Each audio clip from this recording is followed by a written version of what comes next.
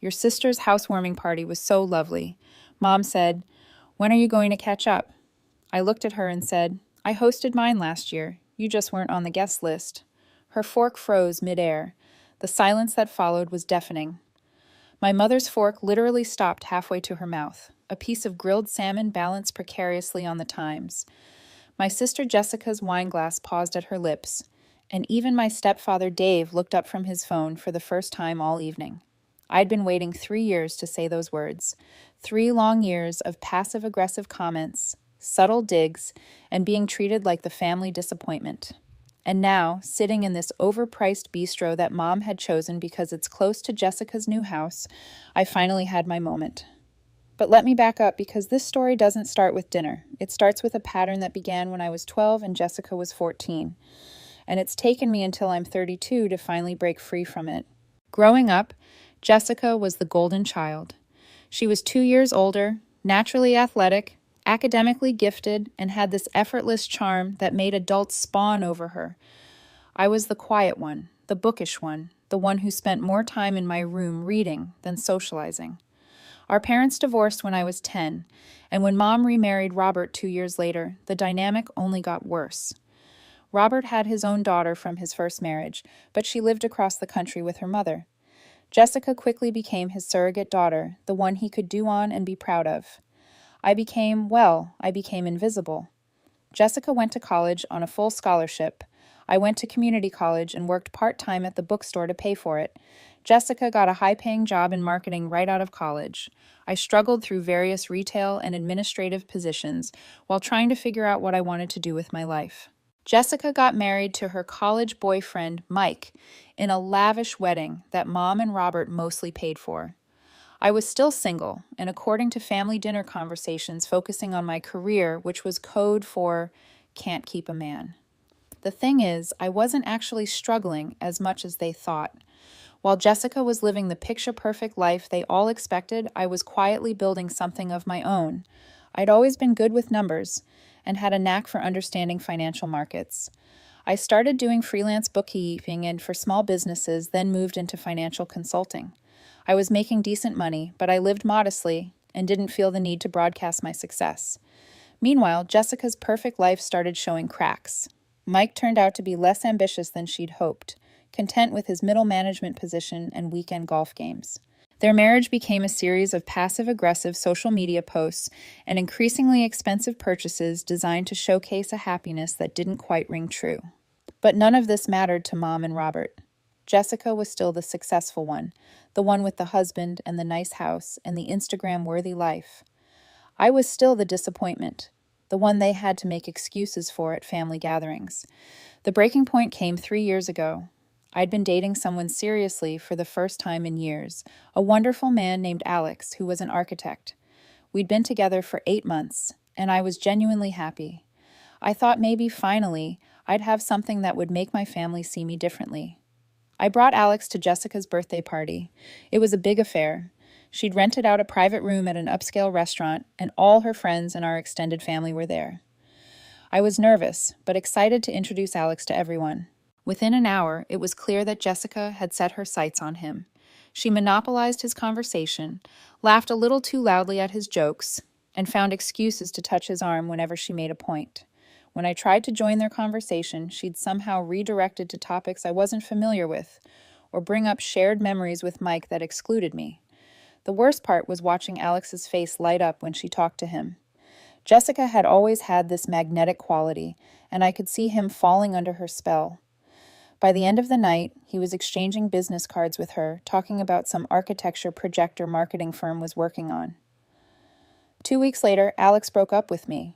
He said we weren't compatible long-term and that he thought I was a really nice person, but he didn't see a future for us. 3 months after that, I saw photos on Jessica's Instagram of her and Mike having dinner with Alex and his new girlfriend. Apparently, they'd all become great friends through that business connection. I never found out if anything inappropriate happened between Jessica and Alex, but it didn't matter. What mattered was that once again, Jessica had taken something that was mine and made it about her. And once again, my family acted like it was perfectly natural. That's when I made a decision. I was done trying to earn their approval or respect. I was going to focus on building the life I wanted, and I wasn't going to share it with people who couldn't see my worth. I threw myself into my work with a new intensity. I started my own financial consulting firm, targeting small and medium-sized businesses that bigger firms ignored. I was good at it, really good. I had a talent for seeing opportunities others missed and helping business owners maximize their profits while minimizing their risks. Within a year, I was making more money than I'd ever dreamed possible. Within 2 years, I was making more than Jessica and Mike combined. I bought a beautiful house in a trendy neighborhood across town. Not a McMansion like Jessica's, but a restored 1920s craftsman with original hardwood floors, a gorgeous garden, and enough character to make design magazines jealous. I also met someone new. David, yes, another David, but nothing like my stepfather. Was a pediatric surgeon with kind eyes and a dry sense of humor. He didn't care about impressing people or keeping up appearances. He worked long hours at the children's hospital and spent his free time volunteering at a clinic for underprivileged families. We moved in together after a year, and he proposed 6 months later. It wasn't a flashy proposal. He asked me on a quiet Sunday morning while we were drinking coffee in our garden reading the newspaper. The ring was simple but elegant, and when I said yes, he kissed me like I was the most precious thing in the world. I didn't tell my family about the engagement right away. I was savoring the happiness, protecting it from their inevitable criticism or lack of enthusiasm. David understood. He'd grown up with a narcissistic mother and knew all about protecting good things from toxic family dynamics. Instead, I focused on planning the life I wanted. David and I decided on a small, intimate wedding, just our closest friends and the family members who actually supported us. We found a beautiful venue, a historic inn with gardens that overlooked the lake. We hired a photographer, a florist, and a caterer who specialized in farm-toteable cuisine. We also decided to have a housewarming party for our home. Not because we needed to show off, but because we'd made this beautiful space together and wanted to share it with people we cared about. We invited our closest friends, David's colleagues from the hospital, some of my business clients who become friends, and David's family, who were lovely people who embraced me from the moment they met me. I made a deliberate choice not to invite my mother, Dave, or Jessica. It wasn't done out of spite. Okay, maybe it was a little bit out of spite, but mostly it was about protecting my happiness. These people had spent decades making me feel small and unworthy. I wasn't going to invite that energy into my beautiful new home. The party was magical. We strung lights through the garden and set up tables on the back patio. David's sister-in-law, who was a chef, helped me prepare an amazing spread of food. People mingled and laughed and complimented our home.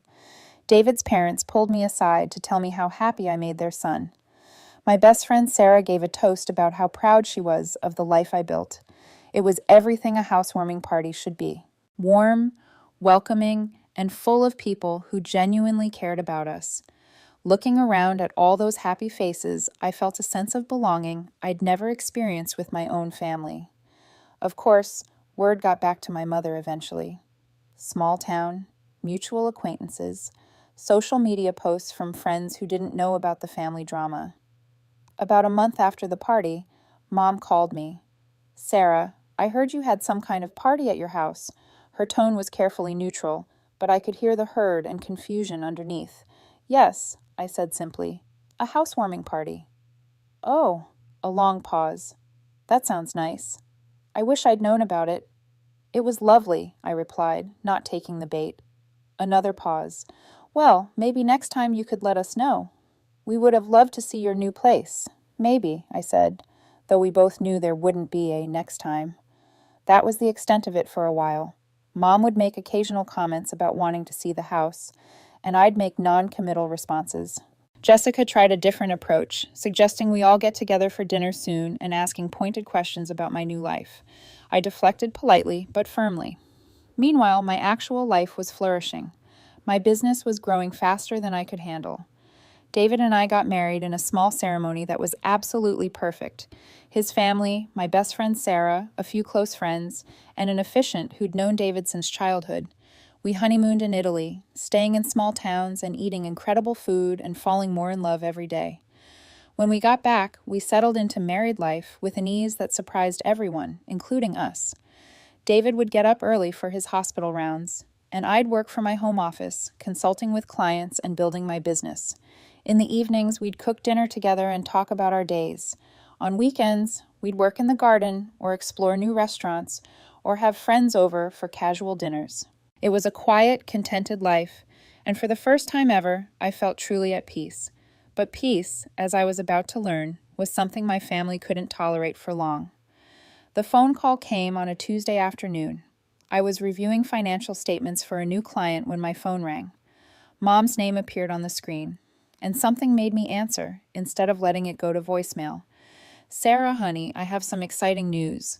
Mom's voice was brighter than usual, which immediately put me on alert. "Oh, Jessica and Mike bought a new house. It's absolutely gorgeous. 4 bedrooms, 3 bathrooms, a gourmet kitchen, and a 3-car garage. It's in that new development on the north side of town. You know, where all the young professionals are moving." I made appropriate murmuring sounds while she described the house in detail. It sounded like exactly the kind of place Jessica would choose. Big, expensive, and designed to impress rather than to live in comfortably. "She's planning a housewarming party for next month," Mom continued. "The whole family's invited, of course. I'm so excited to see everyone together. It's been too long since we've all been in the same place." The emphasis on all wasn't subtle. This was Mom's way of ensuring I understood that I was expected to attend and play the role of a supportive younger sister. "That sounds nice," I said. "You'll come, won't you? Jessica specifically asked me to make sure you'd be there. She's so excited to show off the house." Of course she was. Jessica had always needed an audience for her triumphs, and I'd always been the perfect foil, the less successful sister whose presence made her accomplishments shine brighter. "I'll have to check my schedule," I said. "Oh, come on, Claudia, it's family. Whatever you have going on can wait." That casual dismissal of my time and commitments was so typical that I almost laughed. In Mom's mind, my work, even though it was now more lucrative than Jessica's, was still just a hobby I could set aside whenever family required my presence. "I'll let you know," I said firmly. "Well, don't wait too long. Jessica needs a head count for catering." After I hung up, I sat in my office for a long time, looking out at the garden David and I had planned together. Part of me wanted to simply decline the invitation and avoid the whole thing. But another part of me was curious. I wanted to see this house that had required such a production. I wanted to see if Jessica and Mike were as happy as they were pretending to be. And maybe, just maybe, I wanted to see how my family would react to the person I'd become. David found me there when he got home from the hospital that evening. "You look thoughtful," he said, dropping a kiss on top of my head. I told him about the phone call and the invitation. He listened without judgment, the way he always did. "Do you want to go?" he asked when I finished. "I'm not sure. Part of me thinks it would be masochistic, but part of me is curious about the house, about whether they've changed at all, about whether they can see who I am now, or if they'll still treat me like the disappointing little sister who can't get her life together." David was quiet for a moment. "You know that their opinion of you doesn't change who you are, right? You've built an amazing life. You're successful. You're happy. You're loved. Whether they can see that or not is their problem, not yours." "I know," I said. "But I spent so many years trying to earn their approval. Sometimes I wonder if I'll ever be completely free of that. Maybe going would help you find out." He was right, of course. I called Mom the next day and told her David and I would attend. The housewarming party was exactly what I'd expected. The house was enormous and sterile, filled with expensive furniture that looked like it had been selected by a decorator rather than chosen with love. There were about 50 people there, most of whom I didn't recognize. Jessica had invited her work colleagues, her gym friends, her book club, and various neighbors she barely knew. It felt more like a networking event than a celebration. Jessica looked beautiful as always. She was wearing a designer dress that probably cost more than most people's monthly mortgage payment, and her makeup and hair were perfect. But there was something brittle about her smile, something desperate in the way she flitted from group to group, making sure everyone was admiring her beautiful home. Mike was holding court by the bar, telling the same stories he'd been telling for years about his college football glory days. He'd gained weight and lost hair, and there was a soft, defeated quality to him that made me feel a little sad. Mom and Dave were in their element, playing the proud parents and showing off their successful daughter's accomplishments to anyone who would listen. They introduced David and me to a few people as Jessica's sister and her husband, never mentioning my name or what I did for a living. David squeezed my hand when he noticed. "How are you doing?" he murmured. "Better than I expected," I realized. Watching this performance, I felt detached rather than hurt. These people were strangers to me now, playing roles in a drama I was no longer invested in. The house tour was painful. Jessica led groups of guests through each room, pointing out expensive features and designer touches.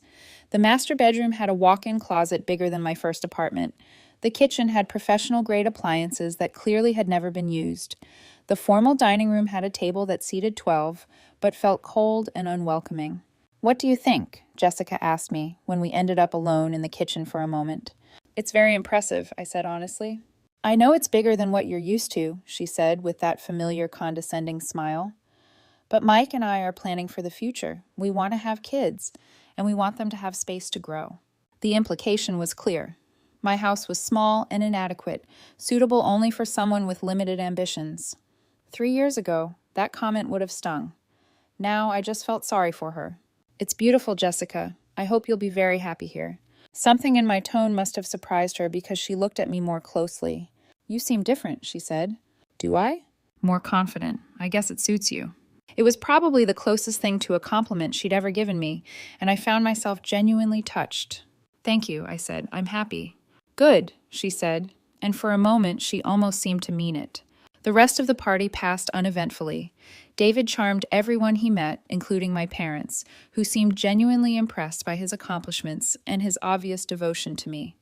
We left early, claiming he had an early surgery the next morning. "Well?" David asked as we drove home.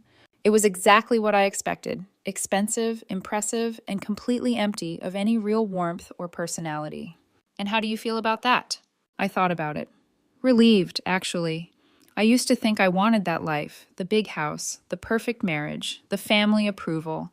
But seeing it up close, I realized it would make me miserable, even if it came with my family's respect, especially then, because it would mean I'd had to become someone I'm not to earn something that should have been given freely. We drove the rest of the way home in comfortable silence. When we pulled into our driveway, I looked at our house, our beautiful, modest, character-filled house, and felt a wave of gratitude. This was home. This was enough. This was everything. I thought that would be the end of it. I'd seen Jessica's new life, confirmed that I didn't want it, and proved to myself that I'd moved beyond needing my family's validation. Case closed. But families, especially dysfunctional ones, don't let go that easily. The comments started a few weeks after the party. Mom would call and casually mention how excited Jessica was about decorating her new home, or how Mike was talking about getting a boat to go with the 3-car garage. There were subtle digs about my little house and questions about when David and I were planning to upgrade. Jessica started posting more frequently on social media, documenting every expensive purchase and home improvement project.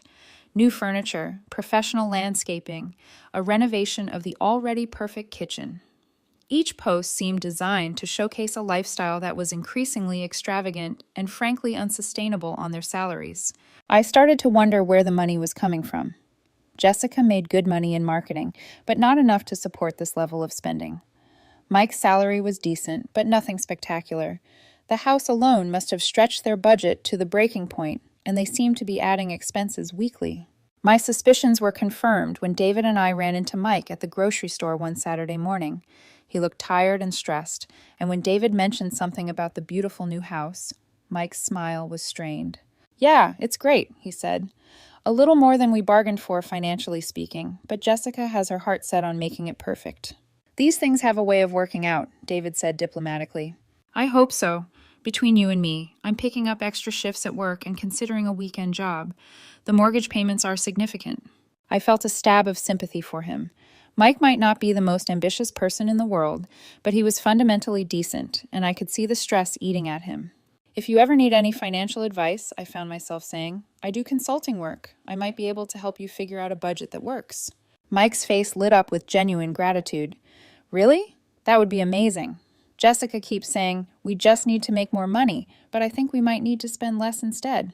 We exchanged numbers, and I told him to call me if he wanted to talk. As we drove home, David shook his head.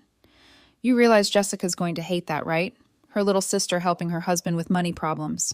"Probably, but Mike seems like he's drowning, and I can't just watch that happen. Even after everything, Mike never did anything to me. His only crime was marrying my sister." David laughed. "You're a better person than I am. I'd probably let him sink just to spite her. No, you wouldn't. You'd do the same thing I'm doing because it's the right thing to do. He reached over and squeezed my hand. This is why I love you. Mike never called. I wasn't entirely surprised. Either he decided against it on his own, or Jessica found out about our conversation and put a stop to it. Either way, it was probably for the best. I had enough drama in my extended family without adding financial counseling to the mix. But the spending continued, and so did the social media posts documenting it. Jessica seemed to be in competition with someone, though I couldn't figure out who. The posts became more frequent and more elaborate. Professional photos of perfectly staged rooms, videos of her workout routine in their new home gym, pictures of expensive dinners and weekend getaways. It all came to a head 6 months later when Mom called with news that shouldn't have been surprising, but somehow still was. Claudia, I need to tell you something, and I don't want you to hear it from someone else. My stomach dropped. In my experience, conversations that started this way never ended well. What's wrong? Jessica and Mike are getting divorced. I sat down heavily in my office chair. What happened? I don't know all the details. Jessica says they grew apart, wanted different things. Mike apparently wasn't supportive of her ambitions. That was Jessica's version anyway. I wonder what Mike's side of the story would be. I'm sorry to hear that, I said, and I meant it. Whatever my issues with Jessica, I didn't wish unhappiness on her. She's having a hard time, Mom continued. The house is too expensive for her to manage on her own, and Mike's being difficult about the divorce settlement. She might have to sell. There it was, the real reason for the call. That's tough, I said carefully. I was hoping, well, I know you're doing well financially now. Maybe you could help her out just temporarily until she gets back on her feet. The audacity of it took my breath away.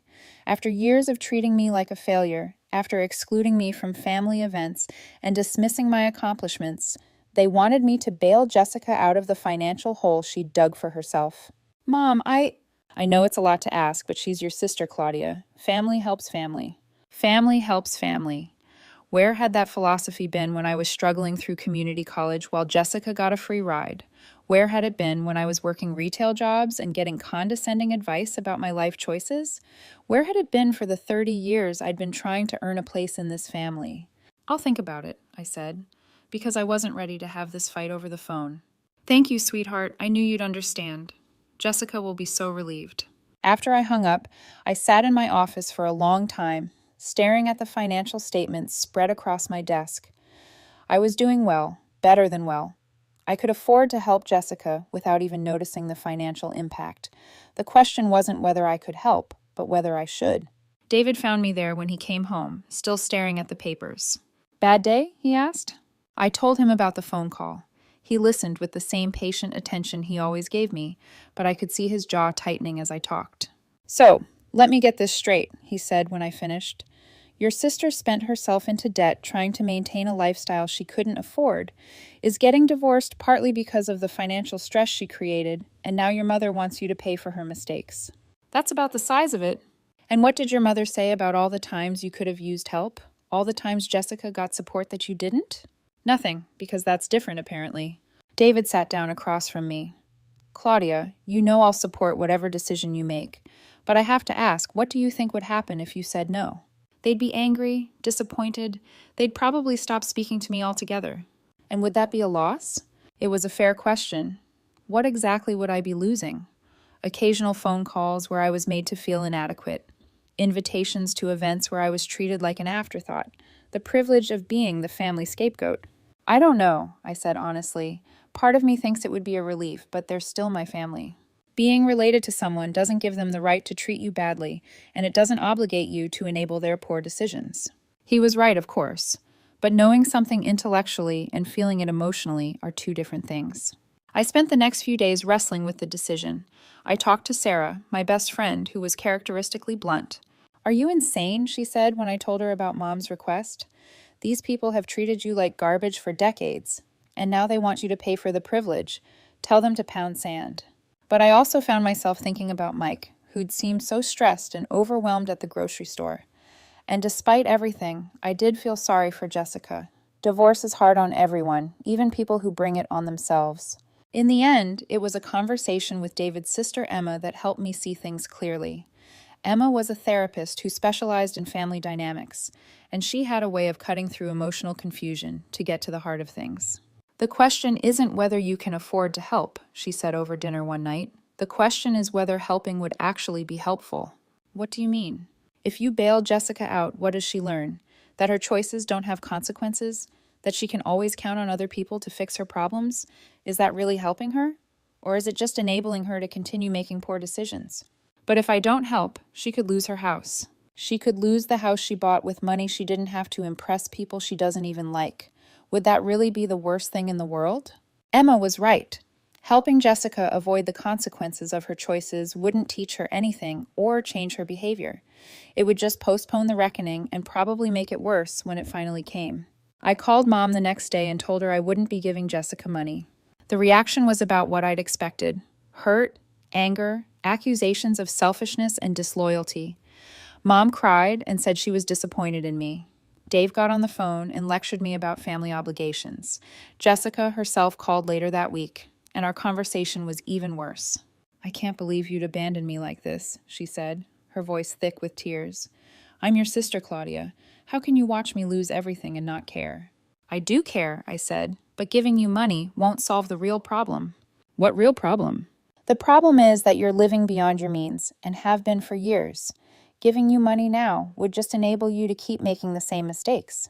"So you're going to let me lose my house to teach me a lesson? What kind of person does that?" "The kind of person who's learned that sometimes love means saying no." She hung up on me. The next few months were difficult. Jessica did end up losing the house. She couldn't afford the mortgage payments on her own, and Mike refused to keep paying for a house he didn't live in. She moved into a smaller apartment across town and had to sell most of the expensive furniture that wouldn't fit. Mom and Dave were furious with me. They made it clear that they blamed me for Jessica's hardship and that I was no longer welcome at family gatherings. The irony wasn't lost on me. I was being punished for the same behavior they'd always rewarded in Jessica, looking out for my own interests. But something unexpected happened as the months passed. Without the pressure of maintaining that expensive lifestyle, Jessica started to seem lighter somehow. Her social media posts became less frequent and more genuine.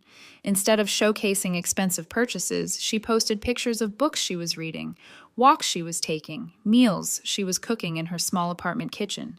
She got a new job with a smaller company that paid less, but offered better work-life balance. She started therapy to deal with the divorce and her financial stress. She adopted a rescue dog, a scruffy little mutt named Charlie, who appeared in almost every photo she posted, usually looking absolutely delighted to be alive. 6 months after the divorce was finalized, I ran into her at the farmer's market downtown. She was buying vegetables and looked genuinely happy for the first time in years. "Claudia," she said, and there was no anger in her voice, just surprise. "Hey, Jessica, how are you doing?" "Good, actually. Really good." She gestured to her shopping bag full of fresh produce. "I'm learning to cook. Turns out it's kind of therapeutic." "That's great. You look peaceful." She laughed. "That's not a word anyone's ever used to describe me before. But yeah, I think I am. Losing the house was awful at the time, but it forced me to figure out what I actually wanted instead of what I thought I was supposed to want." "And what do you want?" "Simplicity. I think a life that fits me instead of one that looks good from the outside." We talked for a few more minutes, and it was the most genuine conversation we'd had in years. When we parted ways, she hugged me. "I was really angry with you for not helping me," she said, "but I think you were right. I needed to figure this out on my own." It wasn't an apology exactly, but it was acknowledgement, and it was more than I'd ever expected to get. That brings us to 3 weeks ago when Mom called with another invitation. "I'm taking Jessica out for her birthday dinner," she said. "Just a small celebration at that new place downtown. Would you like to join us?" It was an olive branch, and we both knew it. Mom was ready to have me back in the family fold now that the crisis was over and I'd been proven right about not enabling Jessica's poor choices. "I'll think about it," I said. "Please do. It would mean a lot to Jessica and to me." In the end, I decided to go. Not because I was eager to rejoin the family dynamic, but because I was curious to see how things had changed. And maybe because I wanted to test myself to see if I could sit at that table and maintain the boundaries I'd worked so hard to establish. Which brings us to last night. Sitting in that overpriced bistro, listening to Mom gush about Jessica's housewarming party from the year before. "Your sister's housewarming party was so lovely," Mom said. cutting into her salmon. When are you going to catch up? The question hit me like a slap. Here we were, supposedly celebrating Jessica's birthday and new chapter, and Mom couldn't resist taking a dig at me. After everything that had happened, after Jessica herself had acknowledged that her old life had been unsustainable, Mom was still holding it up as the standard I should aspire to. That's when I realized that nothing had really changed. Mom might be willing to have me back at the table, but she still saw me as the disappointing daughter who needed to catch up to her successful sister. The fact that Jessica's success had been built on debt and delusion didn't matter. The fact that I'd built a genuinely stable, happy life didn't register. I looked at her, sitting there with her fork raised, waiting for me to apologize for my smaller house, my quieter life, my different choices, and I realized I was done apologizing. I hosted mine last year, I said calmly. You just weren't on the guest list. Her fork froze midair. The silence that followed was profound. Jessica's wine glass stopped at her lips. Dave looked up from his phone with genuine shock. Even other diners seemed to sense that something significant had happened. Mom's face went through several expressions: confusion, hurt, anger, and finally a kind of wounded dignity. I don't understand, she said finally. I bought a house 2 years ago. David and I had a housewarming party last year. It was lovely, about 40 people, all of whom actually care about us. You weren't invited because you've spent the last 30 years making it clear that you don't care about my life unless it reflects well on you. Claudia, Jessica said quietly, maybe we should... No, I said, not taking my eyes off Mom. I'm tired of pretending this is a normal family dynamic. I'm tired of being treated like a consolation prize and then expected to be grateful for scraps of attention. Mom's eyes filled with tears. How can you say that? You're my daughter. I love you. Do you? Because love isn't just a feeling, Mom. It's actions. It's showing up. It's being proud of someone for who they are, not disappointed in them for who they're not. I am proud of you, she said, but her voice lacked conviction. When? When have you ever been proud of me? When I graduated from college working 2 jobs, when I started my own business, when I got married to a wonderful man who loves me, because I don't remember any celebrations for those things. The tears were flowing freely now. I didn't know you felt this way. That's because you never asked. You were too busy comparing me to Jessica and finding me lacking. I turned to Jessica, who was staring at her plate, and you went along with it because it made you feel special to be the favorite. Jessica looked up, and I saw something that might have been shame in her eyes. Claudia, I don't blame you for that, I continued. We were kids, and kids take love wherever they can get it. But we're adults now, and I'm done playing this game. I stood up and put my napkin on the table. I have a beautiful house with a husband who adores me, a successful business that I built myself. I have friends who value me, and a life that makes me happy. I don't need to catch up to anyone because I'm not in a race. I pulled out my wallet and left enough cash to cover my meal and a generous tip. Happy birthday, Jessica, I said. I genuinely hope you find what you're looking for. And then I walked out.